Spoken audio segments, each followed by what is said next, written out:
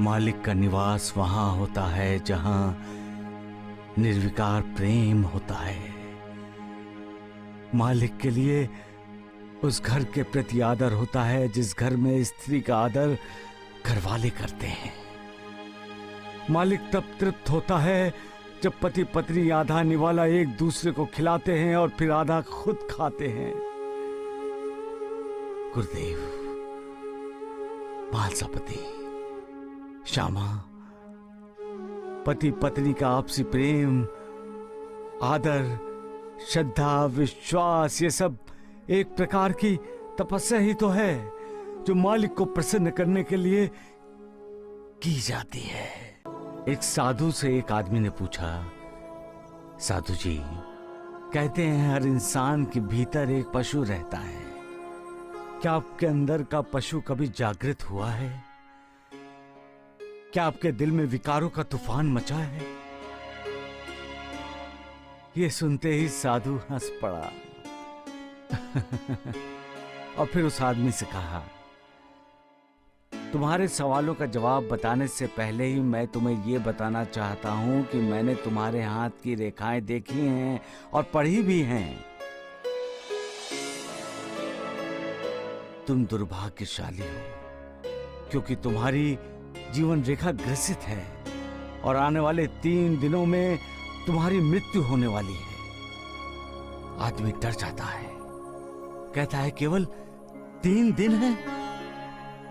आदमी पसीना पसीना हो जाता है। साधु को छोड़कर वो वहां से भाग खड़ा होता है। वो सवाल भूल चुका था जो उसने साधु से पूछा था।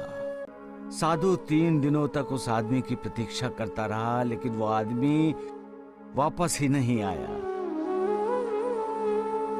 तब तीसरे दिन साधु सूर्यास्त के समय उस आदमी के घर गया। देखा आदमी के रिश्तेदार रो रहे थे। खुद वो आदमी दुबला पतला हो गया था, डरा डरा सा मरणासन पड़ा हुआ था।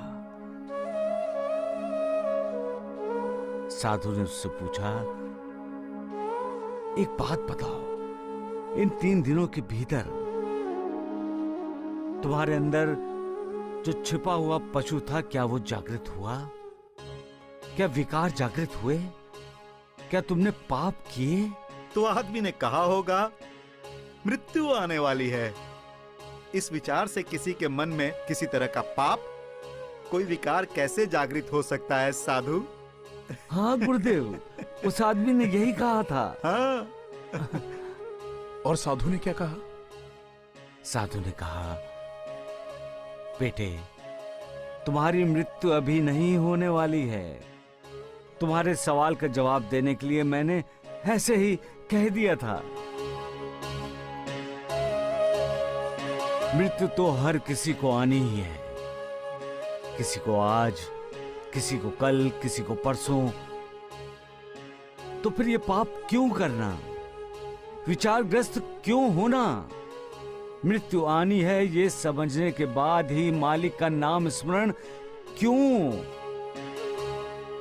मृत्यु तो आनी ही है, इसलिए जीवन भर मालिक का नाम स्मरण क्यों नहीं? उस मालिक की भक्ति करो, उसे अपने मन में बसा लो, उसे अपने दिल से बाहर मत निकालो। वही तारनहार है, वही सबका उद्धार करता है, वही सच्चा साथी है।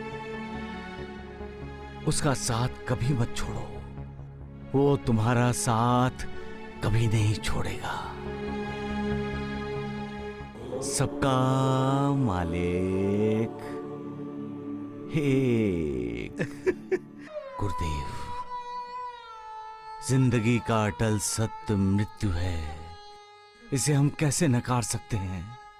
जब मैंने कहा है कि इस द्वारिका माई की सीढ़ी पर जो कदम रखेगा उसका भला होगा, तब तुमने मेरी और मेरे वचनों की प्रतिष्ठा बढ़ाने के लिए और उसका भला किया।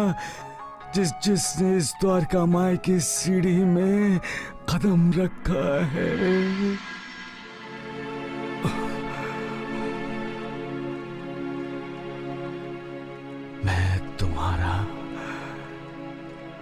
कृतज्ञ हूं मां, कृतज्ञ हूं।